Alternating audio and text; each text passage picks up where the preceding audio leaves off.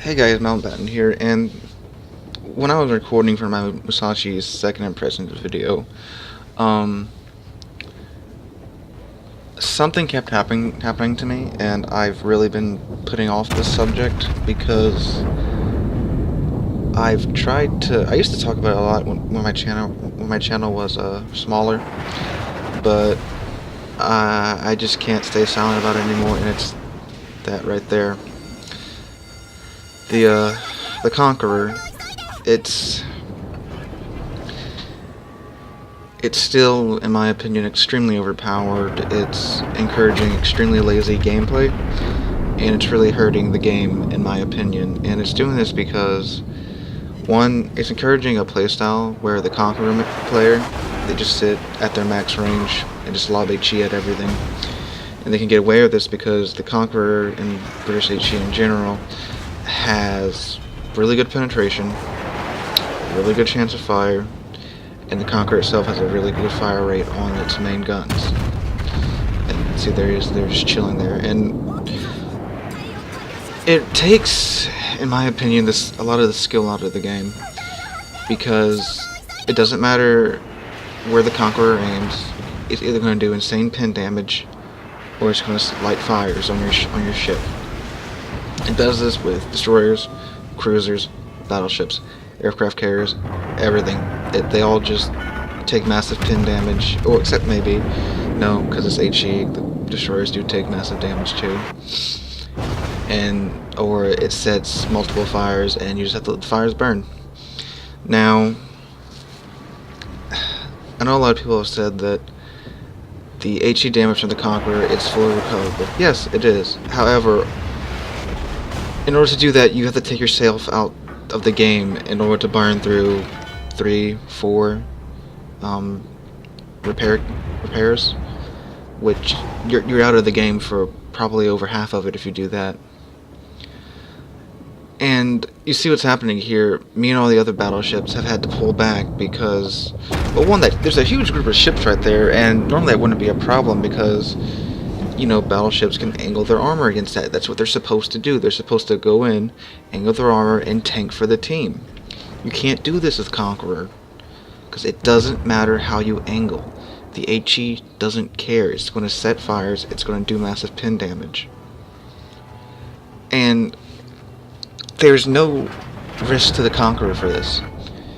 And the quote-unquote nerf that Wargaming did to it after it came out, it's insulting because it didn't fix, and there, another fire from the Conqueror, it didn't fix what was wrong with it. It increased the detection range a little bit. Okay, it's no longer a ridiculous detection range, but that was never the problem because they always sat at max range and just slung HE at everything.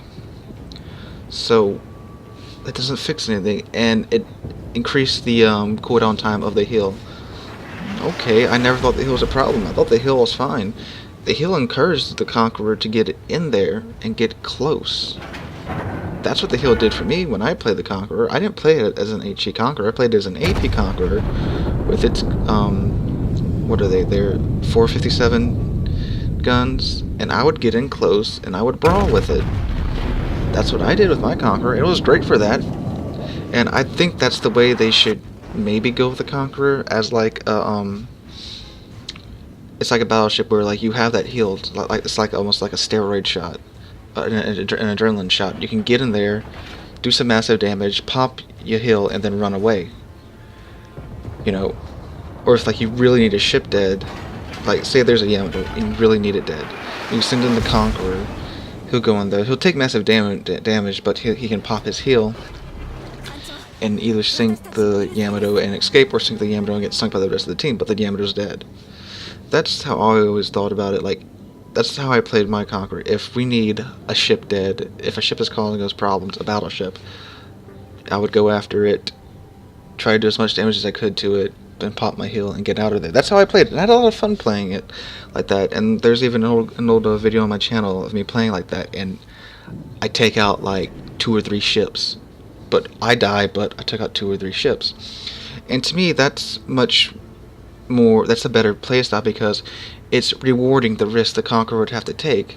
Yeah, I charged 4 or 5 battleships, but I took out 2 or 3. I think I took out 2 of them, and my team took out one that I like crippled.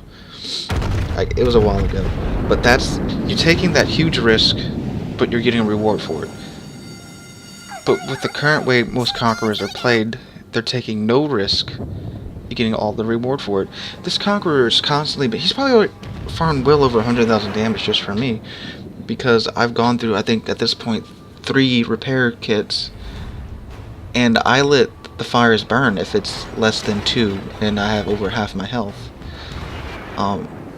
You know, because I need that damage control if he sets more fires. And yeah, see, look at that.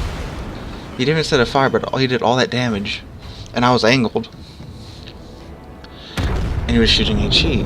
It's ridiculous in my opinion, and it encourages other battleships to stay way back to try to, you know, go undetected or just stay outside the Conqueror's range. That is not the game style of battleships that you need to be promoting wargaming. You need to be rewarding battleships for going in there, tanking damage, and pushing.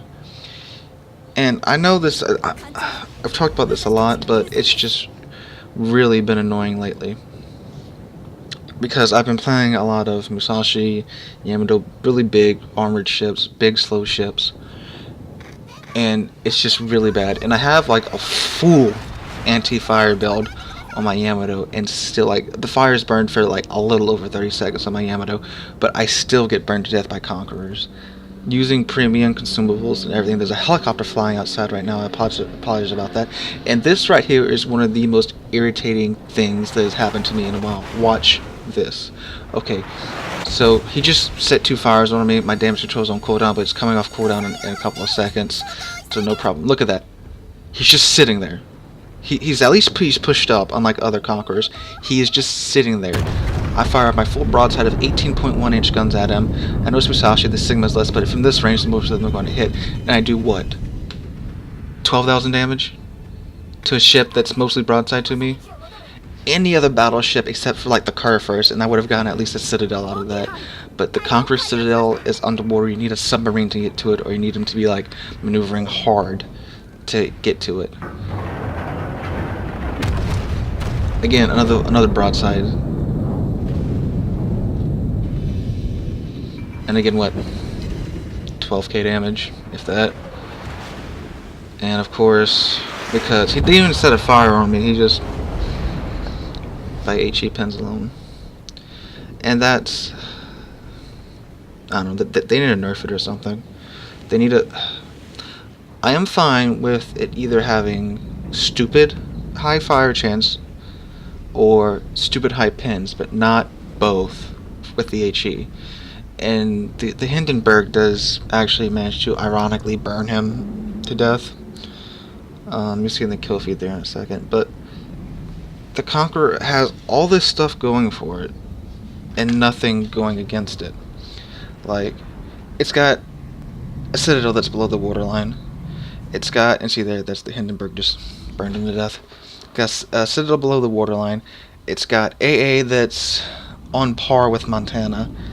It's got a stupid high chance of fire on its HE shells and a stupid high pin on its HE shells. It's got almost cruiser-like concealment, and then it has, sorry, choked a little bit. And it's just, oh yeah, it has insane range, which, you know, tier 10 battleships supposed to have a bunch of range anyway, but all that on top of it, on top of each other, that's ridiculous. No other battleship has that much going for it. Yamato has the 18-inch guns, has an insane range. Its sides are paper mache. Conqueror first has really powerful guns, really powerful secondary battery. It's huge, has a huge health pool, but its guns only have a 20-kilometer range, and it only has a 23% or 26% torpedo damage reduction. Montana, it's a Montana. It's pretty much the definition of balanced. Has small guns, good range, good AA, but it only has 16-inch guns, and it's easy to Citadel. Republic Only has 2 turrets, 17.5-inch guns, 20-second reload time, but it's made of paper mache. All the other tier 10s have some form of drawback. What's the Conqueror's drawback? There is none. It has 32mm armor all the way around, but it has a low hill to offset that. And most of the times, the Conquerors are going to sit in the back and be the last ships to be killed. I've seen games where like the Conquerors get killed after the aircraft carrier gets killed. It's ridiculous. But Wargaming really needs to do something about this ship. It's my heart drops every time I see a Conqueror on the other team. And I know I'm being a little over dramatic, but keep in mind I've been playing all weekend, and it's been weekend teams on top of Conqueror. So that's where we're at now. But anyway, let me know what you guys think in the comment section below. Does Conqueror need a nerf? Do you think it's balanced? What would you do to it if you had the opportunity to change it? Would you change it at all?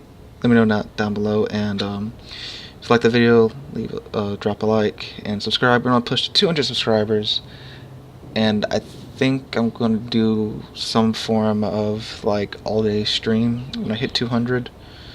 But I don't know. We'll handle that when we get there. Anyway, thank you guys so very much for watching, and I'll see y'all in the next one.